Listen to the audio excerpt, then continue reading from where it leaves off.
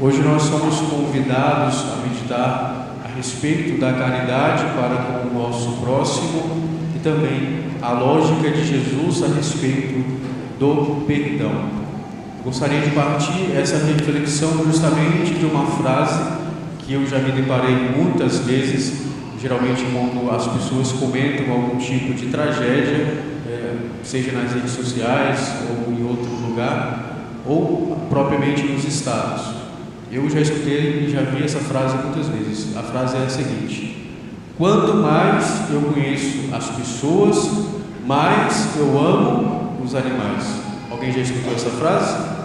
Essa frase, ela é repetida constantemente por aquelas pessoas que têm, de certa forma, um apego aos animais. Não é aqui o ponto central que nós queremos dizer, mas justamente esta frase expressa o profundo sentimento de impotência dessa pessoa a respeito do amor, ou seja, as experiências que essa pessoa teve ao decorrer da vida a levaram, de certa forma, a expressar-se deste modo. Isso, na verdade, é uma expressão, é um pedido de socorro para ser amado, assim como nós queremos ser. E justamente o Evangelho de hoje, a liturgia de hoje, nos convida à reflexão a respeito de como que nós temos amado. Jesus continua a apresentar aos seus discípulos, os ensinamentos do Monte das Bem-aventuranças.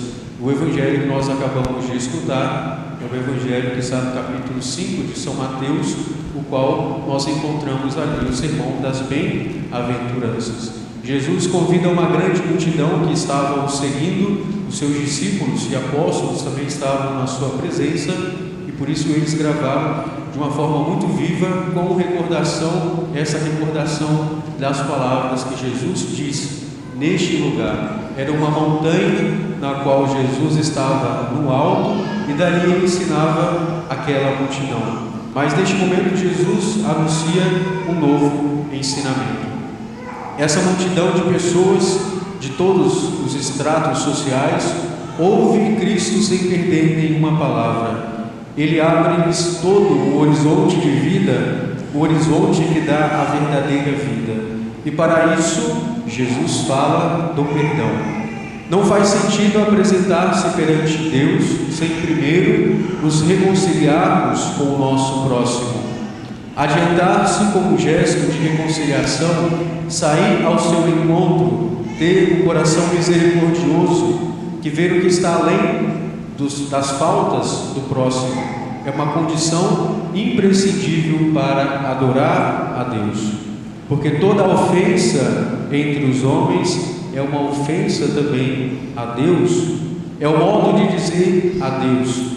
Quando nós não gostamos de uma pessoa, ou uma pessoa está provando a nossa paciência, ou de certa forma nos atingindo, nós geralmente vamos seguir essa lógica. Nós pensamos, essa pessoa que está diante de mim, seja que a relação entre o esposo e a esposa, o marido, a mulher, meu irmão, meu amigo, colega de trabalho, vizinhos, seja quem for, não é boa. Não é um presente, um dom para mim. Então, nós dizemos, de certa forma, a Deus, talvez de modo indireto. Nós colocamos, portanto, essa frase no nosso coração: você errou ao criá-la e a colocá-la perto de mim. E a ofensa só se supera mediante o perdão. Mas o perdão não consiste em esquecer ou ignorar o que aconteceu. A ofensa, ela deve ser reparada, curada, pois é uma ferida causada no próprio coração e no das outras pessoas. E o perdão nos conduz à reconciliação, a uma renovação da relação que se quebrou, a poder olhar novamente nos olhos desta outra pessoa e recriá-la com este novo olhar. Quando perdoamos, estamos dando-lhe a possibilidade de nascer de novo, de renovar-se, de devolver-lhe a originalidade perdida daquela relação. E aí nós entramos em outra lógica. Deste modo, dando perdão às pessoas, nós estamos dizendo: Essa falta, essa ofensa, não identifica com a sua pessoa. O erro e a pessoa são distintos. E nós dizemos: você é um dom de Deus para mim e quero renová-lo com o meu perdão. Nós, quando falamos de amor às outras pessoas, amor ao próximo, nós sentimos uma dificuldade muito grande em amar as pessoas que estão mais próximas a nós. É mais fácil dar um bom dia com um sorriso largo no rosto, numa segunda-feira pela manhã, quando nós saímos na rua, do que dar a atenção devida a quem está dentro da nossa própria casa. Então nós devemos fazer um esforço redobrado nas nossas relações. E isso acontece justamente também quando nós fazemos a experiência, quando nós olhamos para uma obra de arte. O que acontece? Ao longe é muito bonita, é muito bela, mas quando nós nos aproximamos, o que vai acontecer? A gente vai ver que existem alguns borrões, que estes detalhes que são insignificantes em si mesmos e que geram uma certa deformidade naquela imagem, mas de longe nós não percebíamos antes. Ou seja, nas nossas relações acontece a mesma coisa. Quanto mais eu conheço uma pessoa, mais detalhadamente eu conheço as suas limitações, talvez até os seus pecados, as suas deformidades, a falta de caráter da pessoa. Então, aqueles que são os nossos próximos, que são mais próximos a nós, são justamente as pessoas que nós temos mais dificuldades de amar. Perdoar converte-se assim no ato que dá glória e louvor a Deus. No entanto, só se pode conseguir o perdão mediante a comunhão com aquele que carregou os nossos pecados e nos perdoou total e radicalmente. Nós somente vamos aprender a perdoar e amar de fato, sem condições, as pessoas, quando nós olhamos para o sacrifício de Jesus na cruz. Diante da crueldade, diante da injustiça a qual ele sofria, qual era a postura de Jesus no momento último da sua vida? Com seus pés e mãos cravados na cruz, Jesus apenas dizia palavras de bênção, palavras não de condenação para aquelas pessoas que estavam ali celebrando a sua derrota aparente, mas Jesus dizia: Pai, perdoa-lhes, pois eles não sabem o que fazem. E recorda-nos o Papa Bento XVI que aquele que pelo perdão pagou o preço de descer até as misérias da existência humana e a morte na cruz, nos deu o maior exemplo de perdão. Só em Jesus Cristo somos capazes de perdoar e assim adorar a Deus no nosso dia a dia. Pelo perdão nós entramos de novo na lógica do amor de Deus. Cristo, neste pedaço do Evangelho que nós acabamos de escutar, não veio para abolir a lei antiga, mas para dar-lhe plenitude. Tem duas frases interessantes que Jesus diz. Nosso Senhor diz, em primeiro lugar: ouvistes o que foi dito, ou seja, em referência ao Antigo Testamento, ao passado. E quem disse? Era uma forma de não dizer propriamente, de modo direto, o nome de Deus. Para os judeus, eles não gostavam, eles eram muito prudentes em relação a pronunciar e até escrever o nome de Deus. Mas nós encontramos claramente essa indicação.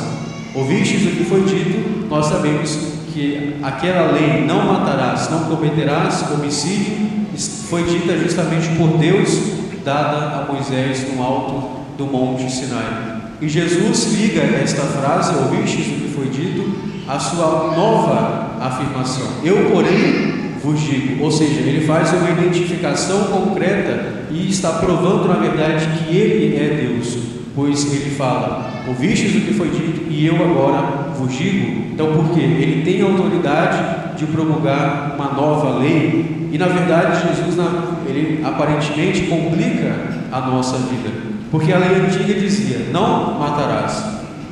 A maior parte de nós, talvez todos nós aqui presentes, nunca matou uma pessoa, mas, ou seja, nunca cometeu algo em relação muito grave, em relação ao homicídio, a matar uma pessoa. Mas Jesus complica mais ainda, dizendo que até o irar-se dentro do coração é a mesma forma de pecado, ou seja, a mesma gravidade entre matar externamente uma pessoa, pelo ódio que nós nutrimos no coração por alguém, por alguma pessoa, também nós seremos réu do mesmo julgamento. Então Jesus faz ali uma identificação e, na verdade, ele complica a nossa vida no sentido de que agora é mais difícil, sim, é claro, mas ele concede a nós a graça de cumprir esta nova lei.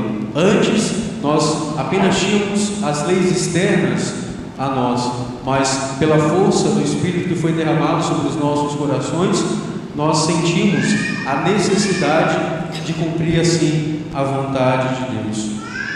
Com Ele e nele, em Cristo, a vida de um cristão deixa de ser uma vida cheia de obrigações, deveres e de práticas e se torna uma vida cheia de entrega e felicidade plena. E assim o preceito de não matar fica enriquecido.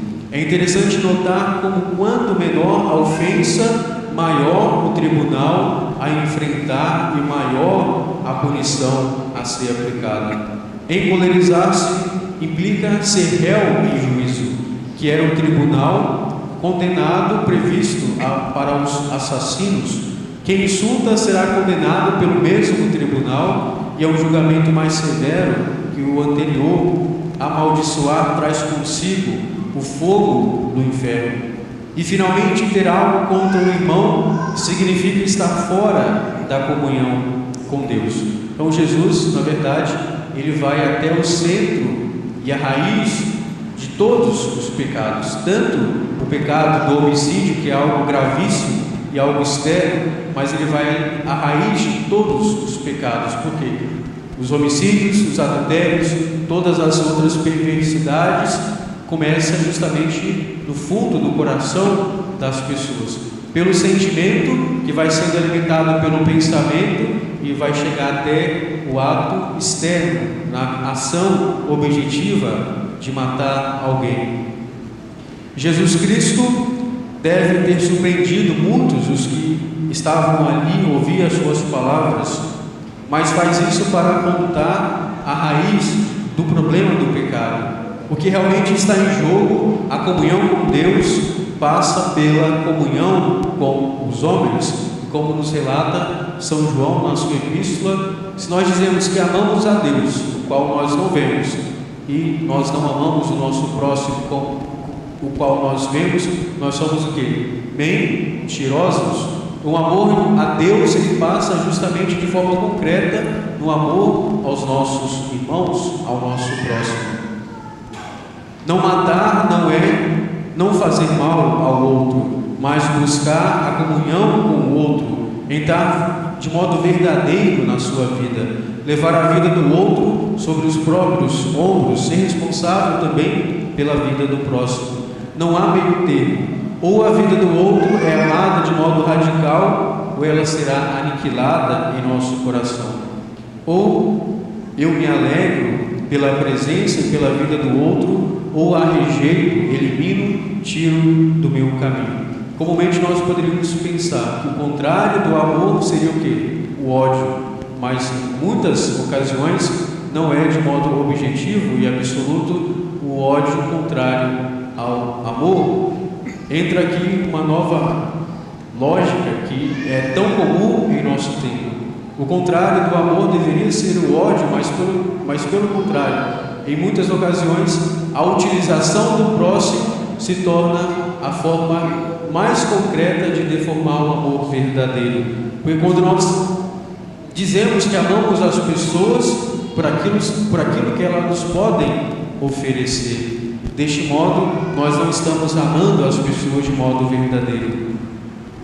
Essa é a vida que Cristo nos oferece. Essa é a plenitude que Ele veio nos trazer.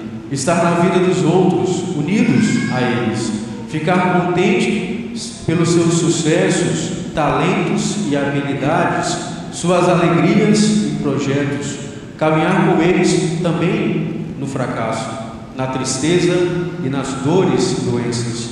Aqui entra o utilitarismo, o contrário do amor, como eu disse, não é o ódio puro e simplesmente, mas tentar obter vantagens sobre o próximo. Para ver o caráter de alguém, basta observar como essa pessoa trata os seus inferiores. Para que nós possamos conhecer quem realmente é alguém, basta nós observarmos como que essa pessoa trata alguém que é inferior a ela de diversas formas, como ele, sabendo que não vai obter nenhuma vantagem em relação àquela pessoa, o que ela vai fazer? Vai tratar com arrogância, vai aniquilar aquela pessoa do seu coração. E ano passado, numa paróquia na qual eu estava, tem ainda, é claro, um abrigo de idosos, com mais ou menos, na minha época que eu estava lá, com mais de 80 idosos. E eu visitava quase todos os dias aquele asilo, porque era do lado da casa paroquial e da paróquia. Era cuidado pelas irmãs.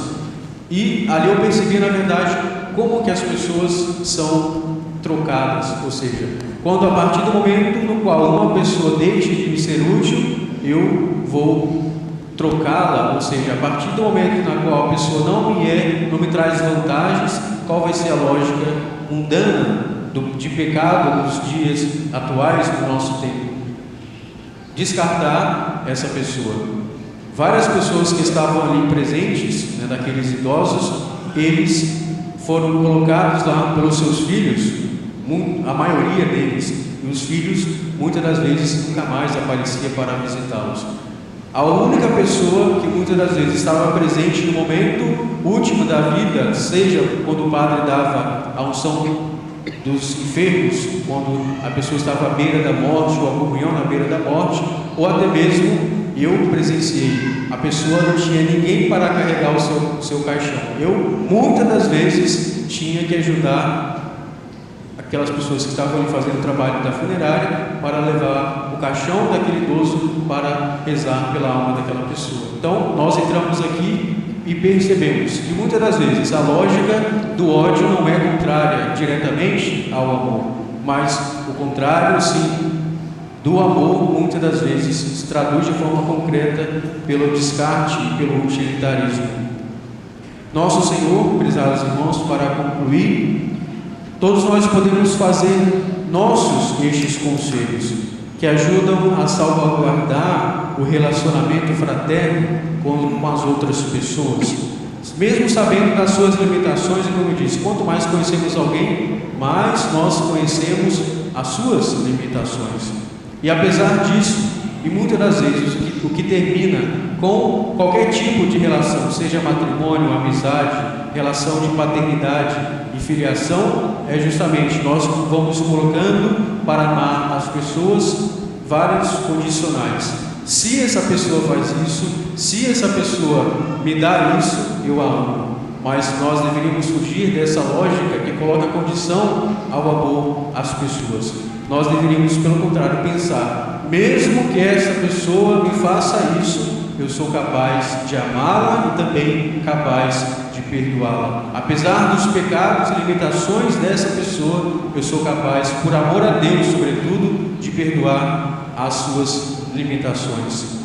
Temos, por amor a Cristo, sorrir e tornar agradável a vida aos que estão junto de nós.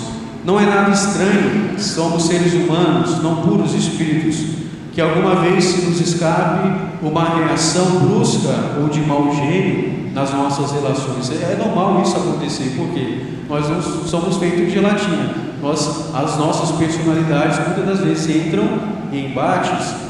Talvez alguém seja mais nervoso, alguém é mais brincalhão, e isso muitas das vezes gera certas inconveniências nas nossas relações, mas isso é o que vai fazer com que a joia que saia de um estado bruto e se torne uma joia preciosa. Ou seja, ela foi lixada, ela entrou em atrito para poder chegar à sua forma perfeita. E também nós devemos aproveitar das nossas relações para nos santificarmos. Pelos defeitos e qualidades do nosso próximo, nós somos capazes de também alcançar a santidade.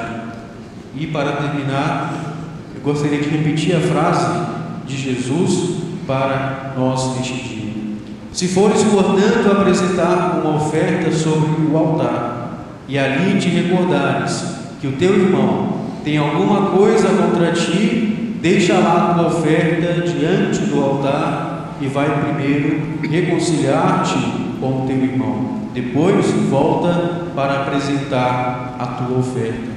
Que nós possamos fazer a partir deste momento o firme propósito de perdoar, de dar a graça do perdão àqueles que nos ofenderam, de tomar a decisão de amar as pessoas sem colocar condições.